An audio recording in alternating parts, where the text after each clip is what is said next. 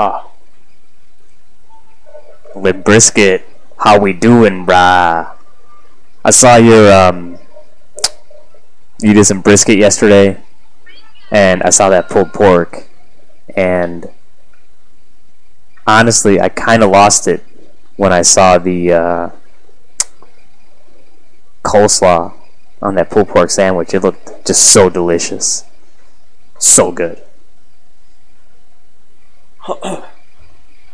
So, yes, I'm streaming now.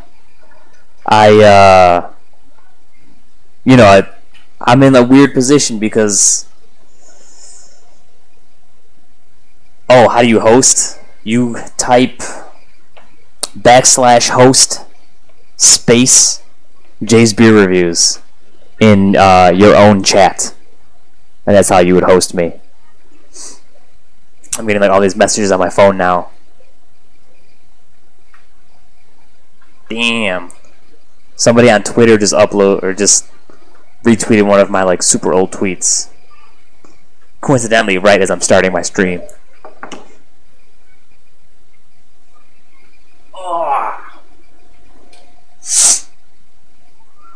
Alright, so I don't know how to do this. So I'm in a weird position because I've been doing my streaming. I've been streaming my beer brewing. And that's been cool and fun and interesting. But as my name says, I am Jay's Beer Reviews. So I haven't been doing a whole lot of like beer reviews lately. And cheers to you, Limp Brisket BBQ, for hosting me. I appreciate that, man. But yeah, so I've been doing a lot of beer reviews lately because really I've been saving up all of my beer money so that I can make beer myself, and I've been streaming that. So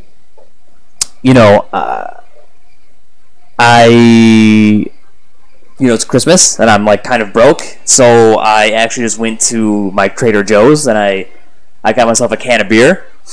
And so I went because I saw that Revolution Brewing out of Chicago, which is like one of my local guys, Revolution just released a Cashmere hopped IPA. So they do like this series. It's a hero series, they call it.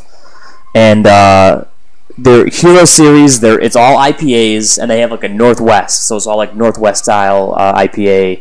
They have like a Centennial Hero, Tropical Hero, which is real like new age kind of fruity hops. And they have Citra Hero and Galaxy Hero and all that stuff. And I saw recently that they actually released a Cashmere Hero. And Cashmere, if you aren't familiar with it, is a hop that is like public domain. So it's something that you could actually acquire and grow in your own backyard. It's not like Citra or Amarillo or Simcoe where they have like crazy rights and proprietary rights and stuff like that. Cashmere is a hop that is freely available. However, it is relatively unknown. And it's one that I've been considering growing it in my own backyard because you can get your hands on it, but it's supposed to be like a close hop to like a mosaic hop. So nice, like real fruity notes, and something that's like kind of different, interesting that I don't normally get my hands on too much. So I thought it would be a cool hop to get.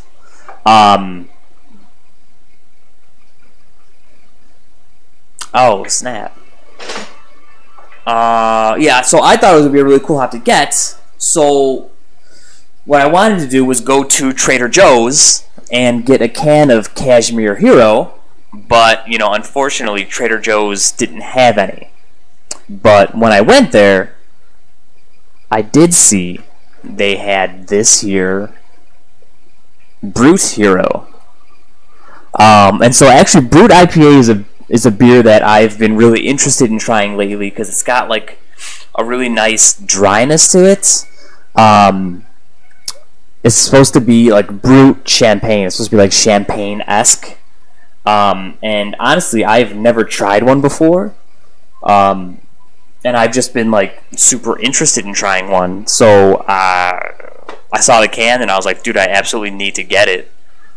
So I did, and that's why I decided to do my video here. You give me just a second. I'm gonna put some text onto the screen here.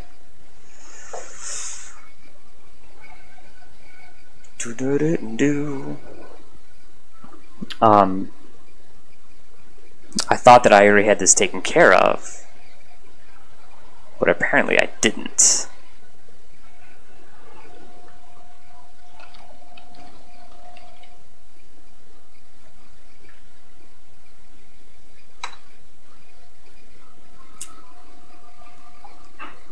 So, come on. My computer is like super slow. So you have to excuse me there. But yeah, Brut IPA is a beer that I heard of. I mean, like, it had to have been like at least middle of summer, if not maybe even earlier. I went down to this place in Chicago. It's called Aleman. They're a real small brewery right now. They're actually brewing out of where Five Rabbits originally started. And so I went over to Aleman. I happened to be in the area. I went over to Aleman, and I was hoping they had a tap room. Turns out they didn't. But what they did have was just the brewer hanging out, and the door was open, so I walked in. But he was super cool, and he's like, yeah, come on, let me show you around. And I was talking to him for a little bit, and, you know, we were talking, and he brought up this, like, new style of IPA, this Brut IPA.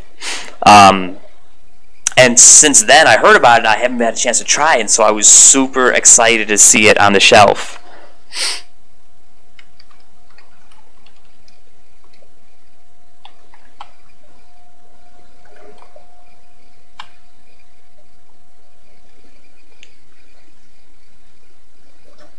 Alright. So, oh no, give me the thing. Come on now.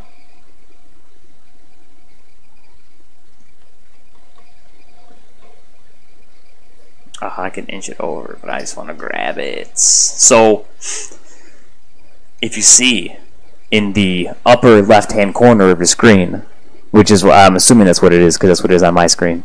I put in a phone number, and that's my Google number, man. If you guys are watching and you want to hit me up and you want to talk some beer, let's do it. Give me a call, and I'm hoping it'll work.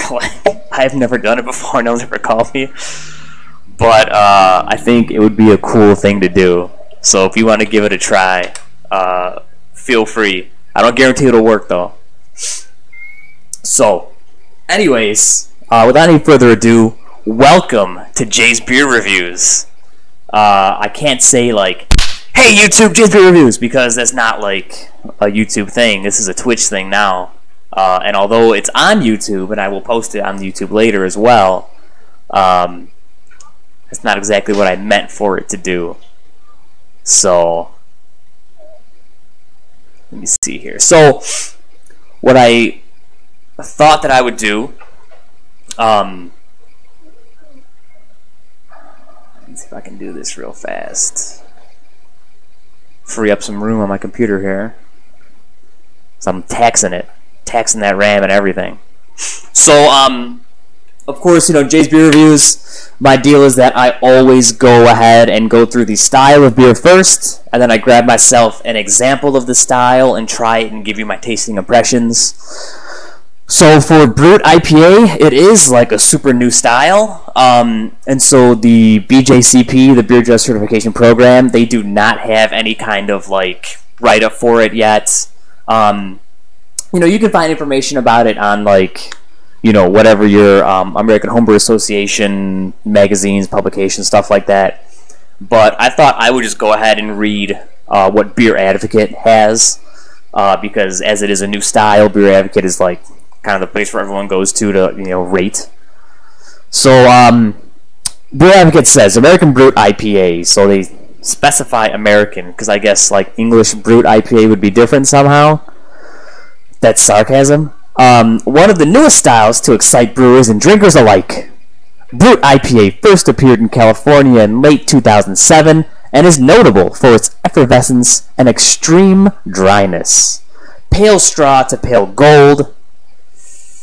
It's intended to be light in color and lighter in body than your American IPA. And again, whenever I think of like what is the best example of just a normal American IPA, I always go to Two Hearted. That's like just, almost everyone in the country can get it. It's highly rated, at least from when I started making beer myself. So Two Hearted, while it's not my favorite IPA, it is definitely a good one, and it's a great example of like what an IPA is supposed to be, or at least an American IPA is.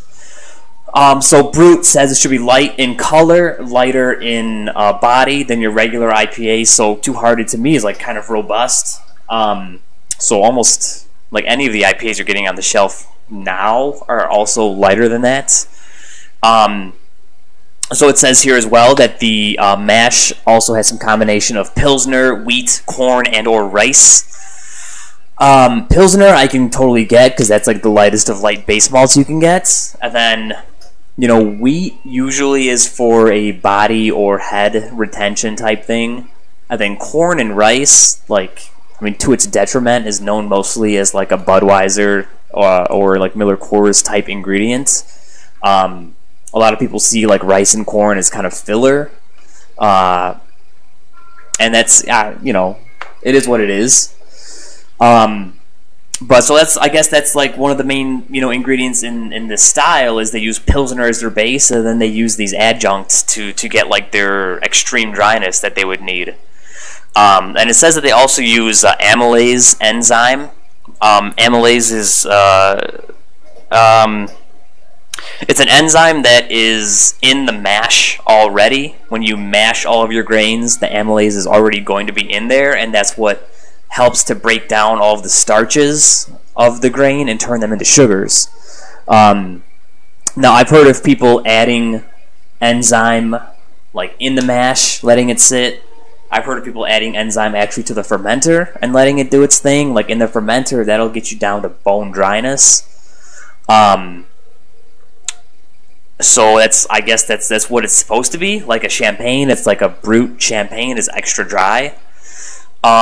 So that's one thing to note is that Brut IPA, American Brut IPA as they call it, is always going to make use of some kind of enzyme to really get to like as terminal a gravity as you can, like as low as you can get it, as dry as possible.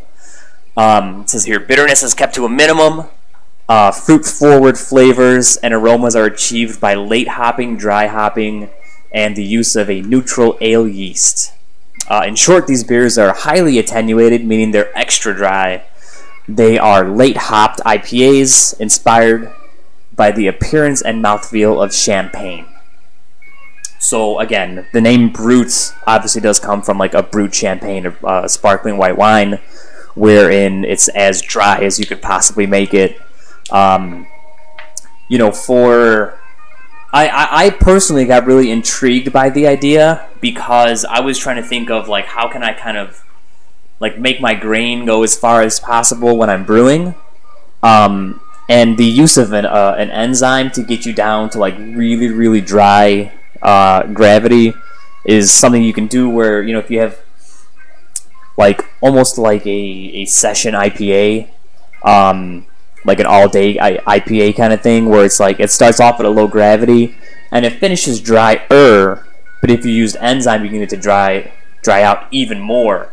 So you can get a beer that's like regular IPA strength, even though it starts off at a lower gravity, a lower original gravity. So that's something that's intrigued me. And my last beer, I did use enzyme. But I had a hard time tracking the gravity of the beer because it took a really long time to ferment out, and it was a mistake on my own part. Like I didn't take as much care as I should. So I don't want to use that beer as a kind of like exemplar for anything. because it's definitely not an example. But anyways, so I will continue on here for the style examples, because again, there's no BJCP or anything. So so they have here Northern Monk, Northern Brut, La Pirata. I have no idea what that is. It has 1 rating, but it's got a 4.75. One that you guys probably have been, aware of is Stone Brewing. They did one called Brut IPA. It's one of their Enjoy By. Enjoy By 1119. So it's about a month away. So if you can get your hands on that, it's probably a good idea. The 21A, 21st Amendment Brewing, did Hop Hammock. That's one that I'm familiar with. There's a couple other guys here.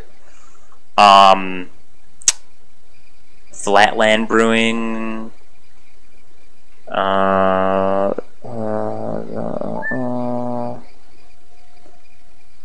Mars did one. My wife's telling me to make some quesadillas, dude. If you're watching, totally not gonna happen. But yeah, so Mars did one. Got a 4.25. Pipeworks did one. Brutal Dudes.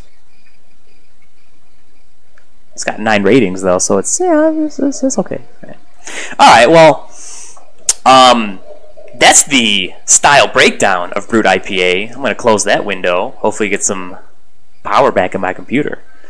But then I also pulled up a little thing from Omega Yeast, and Omega is they're a yeast company, obviously, and so they make a bunch of yeasts that are interesting. I have one of their Norwegian yeasts that I'm playing with right now, but they have a little rundown of what Brut is as well, and so they talk about, like I said, that enzyme that I was talking about in the previous one.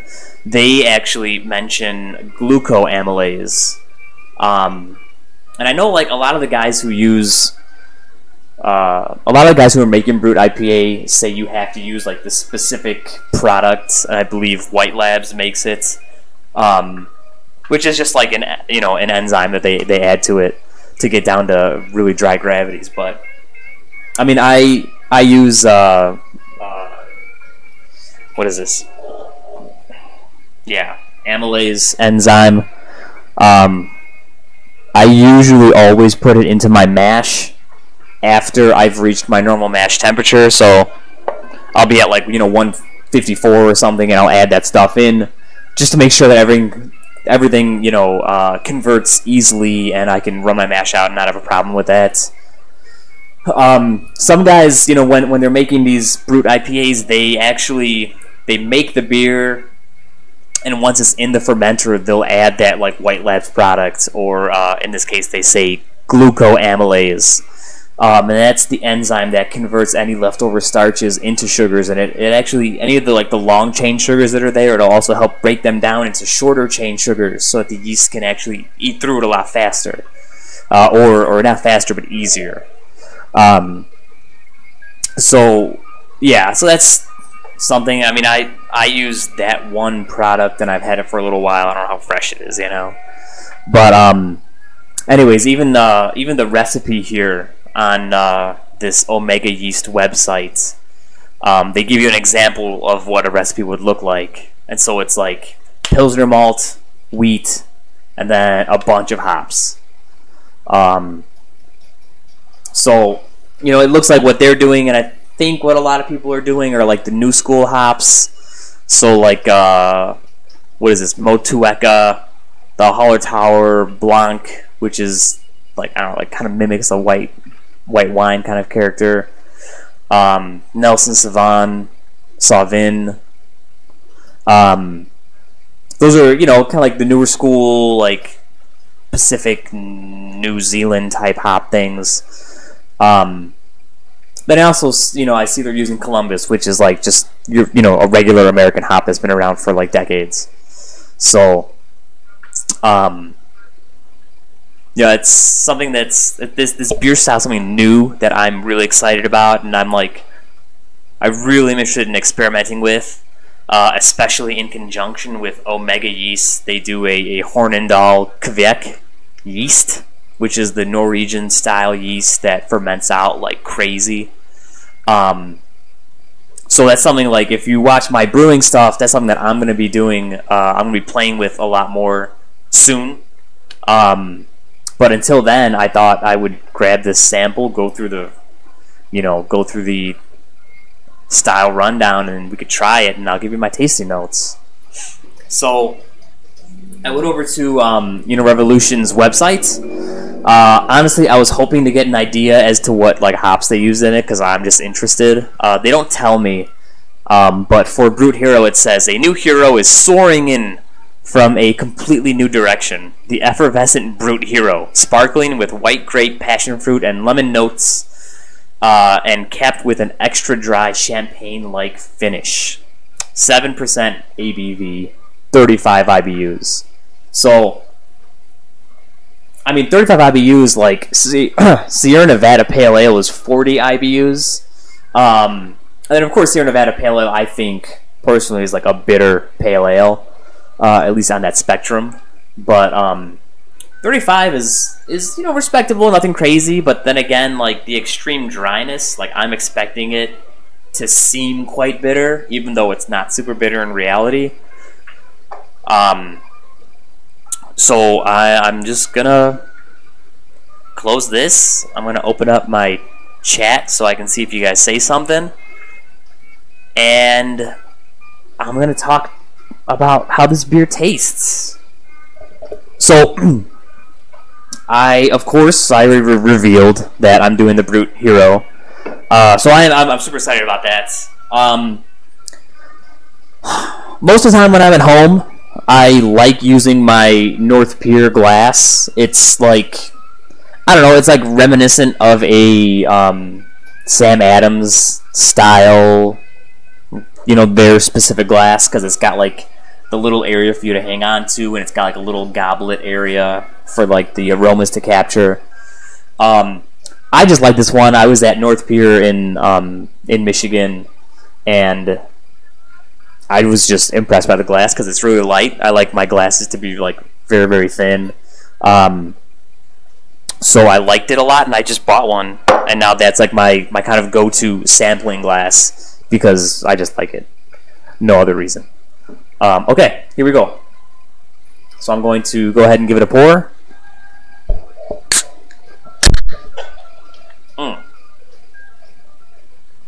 Okay.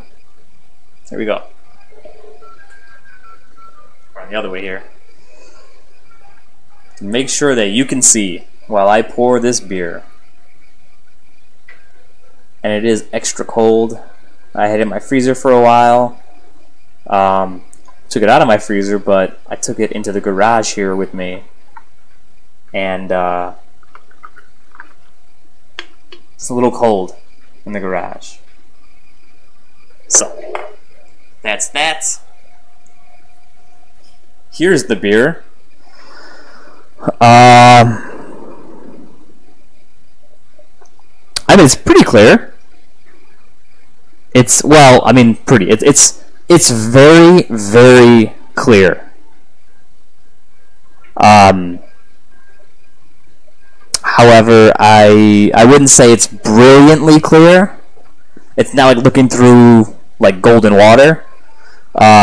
It's got just a little bit of haze, but I wouldn't definitely call it a hazy beer because it's so very clear. And then yeah, so I had the can and it was quite cold, so I wasn't expecting it to like kind of overflow or anything. I don't know what they did the carbonation at, but when you're drinking like, let's say like a Duvel, like a Golden Strong, you can get like up to like 4 volumes of CO2. Like it's like a very, well, no, not 4. I'm sorry. It's like 3. The bottle takes 4 before it explodes. It's like 3 volumes of CO2. but it's the Duvel is like a much lighter, more like kind of spritzy beer. Any of like your English ales are going to be like way lighter. Your regular American ales are like 2.5 volumes. But I don't know what this was at. I'm assuming it was at something similar to like a 2.5 volume. But it doesn't look super effervescent. But it does have a bit of gas to it. And as you saw me pour it, I didn't pour it very aggressively, so it's not super heady, but that might be my fault.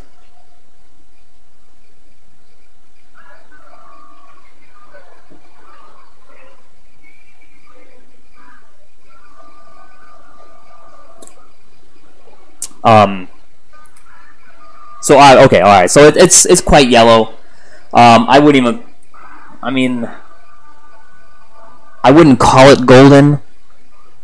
It's not like gold.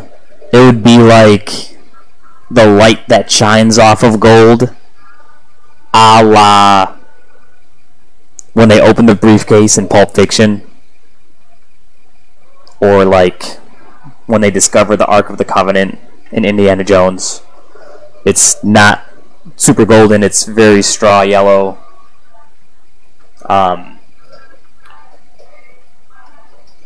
It smells good. It smells really good. I do get a kind of like white wine hint with like a kind of like earthy, sulfite-y kind of character.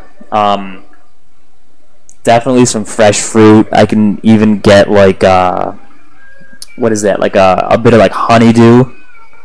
A little bit of lime character. So it smells pretty interesting. It's like that light, bright, acidic fruit is what I'm getting from it, and I'm not getting a whole lot of malt from it, honestly.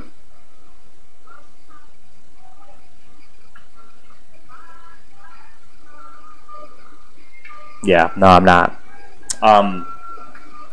But I'm super excited to try it actually. So, here we go.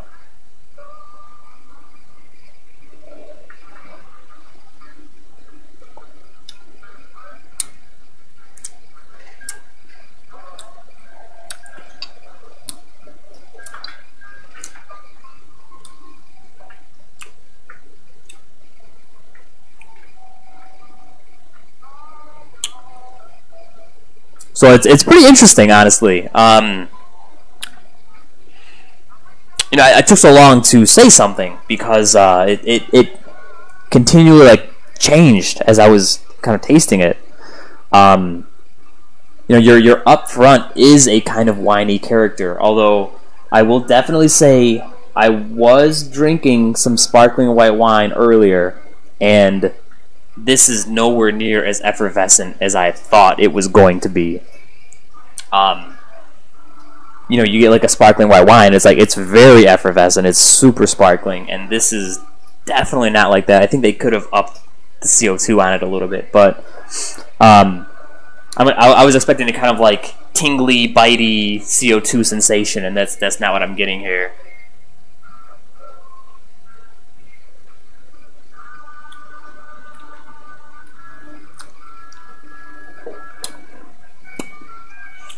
But I do get almost like a kind of mix between like up front I get fruit, okay, but I do get a kind of mix between like a kind of lime and grapefruit like pith, like the kind of like white part of the skin where it's got like a little tingle of like bitterness to it, but you can definitely taste the kind of like, you know, let's say like essential oils or what have you from like the fruits, and there's no fruit in it, of course. I'm saying like in my mind, this fruit character.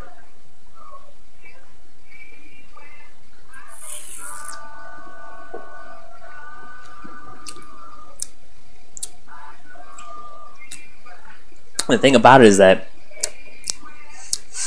as when I tried it for the first sip, it was very that fruit up front, and then it melded into like a weird kind of like yeasty character, and then it finished out with a bit of like that kind of sweet grain malt character. So it's like I said, like that first sip, it was very interesting for me, because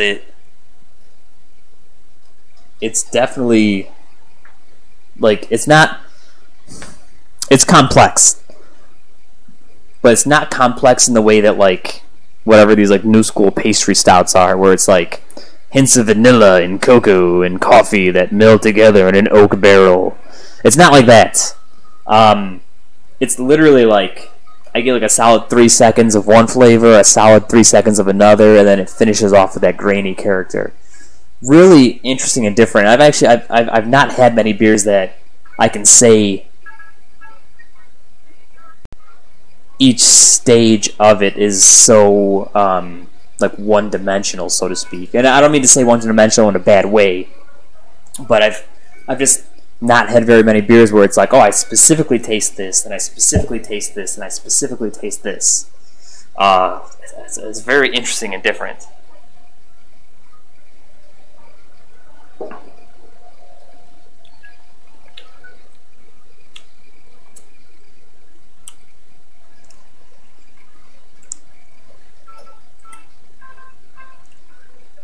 Now, this interesting thing that I'm thinking now is, like, you know, when you crack into like a Bud Light and it's like basically drinking water, you know, like carbonated water.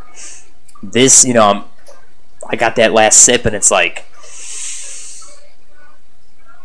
it's very, the carbonation is very like mouth-filling. Like, I definitely want to say that this is a beer that's slammable because it is very light in body, and the overall flavors are not like super intense to where you would be overpowered by it.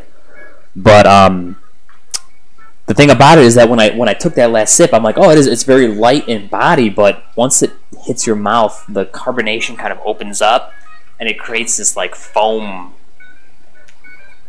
thing in your mouth. This whole foam thing that happens.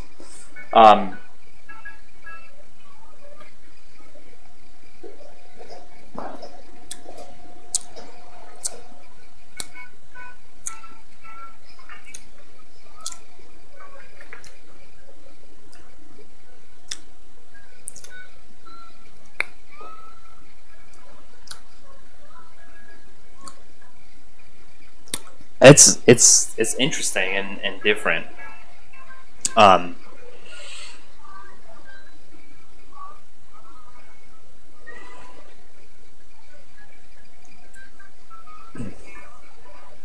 So I stopped at Trader Joe's specifically to get one beer, and I ended up walking out with this one, which is a different beer. But I wanted to get an IPA, and on the drive home I was thinking like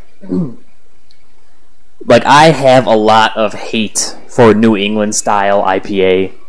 It's not my thing, and I love IPA. Don't get me wrong. But I thought to myself on the ride home, I was like, man, how can I sit here and talk about, you know, how bad New England IPA is compared to how good Brut IPA is, if I thought it was good. Because they're like, you know, they're like new styles that are like kind of unfound territory in the brewing world. And, you know, my thing about New England IPA is, like, it's not super IPA-y. Because when you think, like, a regular IPA, like I said, is kind of that Centennial hopped, two-hearted IPA. That's, like, the classic in my mind, which has some caramel malt, that has some body to it, but it's also got that rich malt to round out the bitterness that's in the beer. And then you think, like, okay, West Coast IPA is like a super dry, really aggressively bitter and like piney kind of IPA, which is delicious. I love it. That's kind of more the way I lean when I like drinking my beer. But then you get like New England style IPA, and it's like, to me, it's very muddled in character. Like, I get the idea of like super fruity, juicy, low bitterness, easy drinking IPA. But like, low bitterness and easy drinking is not really what an IPA is all about. Because, I mean, for me personally, like 200, I can only drink like 2 of them at the most. Like, that's a very rich beer. And I was thinking, I was like, man, you know, Brut IPA, like, the idea behind it is that it's really dry. You could end up drinking a bunch of it because it's so dry, and the bitterness is relatively low on it. So it's not going to be, you know, over the top. And I'm thinking to myself, I'm like, is this a beer that I would like to go to the store and buy a lot of, or that I would go to the bar and order a bunch of this? Like, would I like to do that for Brut IPA?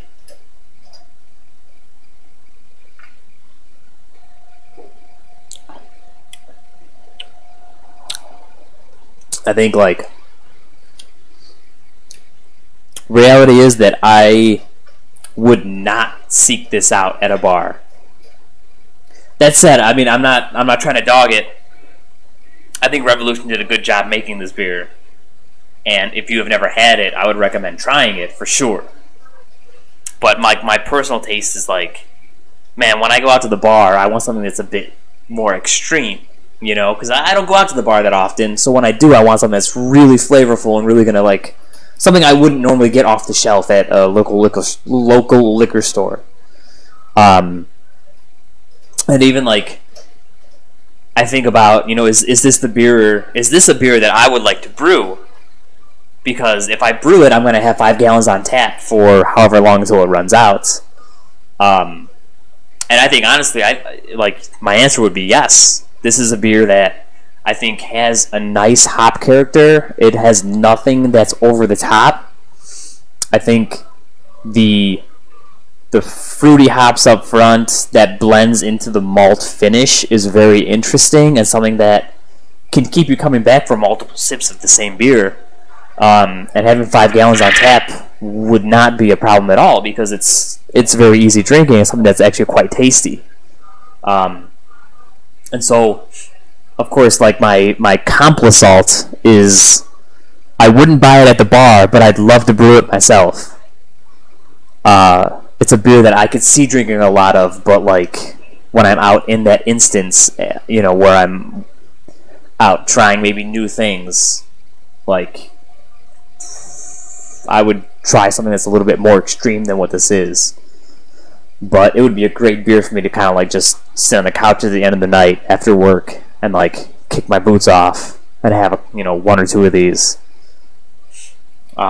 It's very well done, so cheers, Revolution.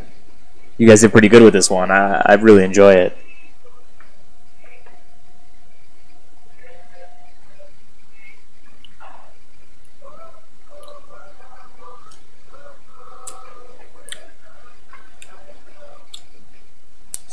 And that's the thing, it's nice and light, but I wouldn't call it watery at all. And this is my suspicion the whole time, was like I said before, you know, a guy told me about Brut IPA a long time ago. Well, long, quote unquote long. Guy told me about Brut IPA a while ago. The brewer over at Ailman, which is a cool brewery. Check out if you're, you know, available. The brewer at Ailman told me about Brut IPA, and I was like, man, that actually sounds interesting. Like, my initial gut reaction was like, Brut IPA, what is that? You know? And I thought about it, I was like, man, like, a kind of light IPA type thing sounds actually pretty good. And so, so for me, I'm going to look forward to experimenting with enzyme in my brewing, and also experimenting with I have my hands on some Hornindal Kveik yeast, and so I'm going to be using that in my brewing coming up as well. So I'm super excited. I'm super excited about brewing beers that are, hopefully similar to this. And I'm going to basically stop my comments unless somebody wants to call in and talk some beer with me. Or even some barbecue would be pretty good if, you were so inclined.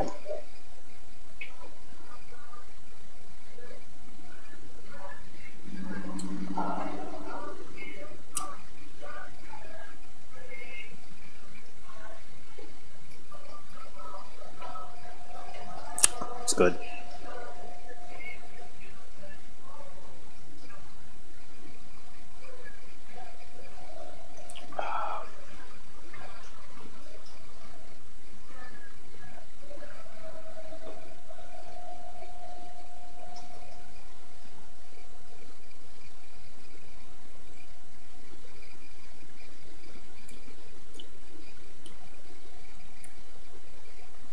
That's good. It's got like a little bit of vegetal character to it, which you can expect. Obviously, they dry hopped it,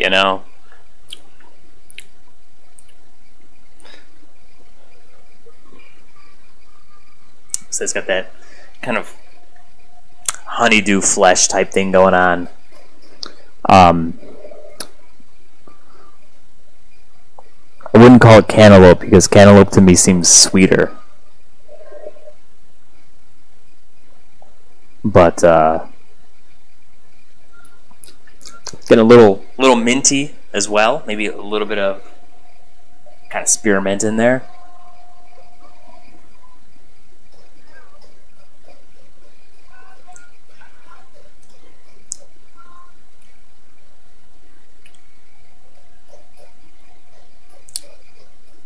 It's good, man. I gotta say, if I had made this beer, I would be quite proud. And then I would probably hoard it to myself and not share with friends.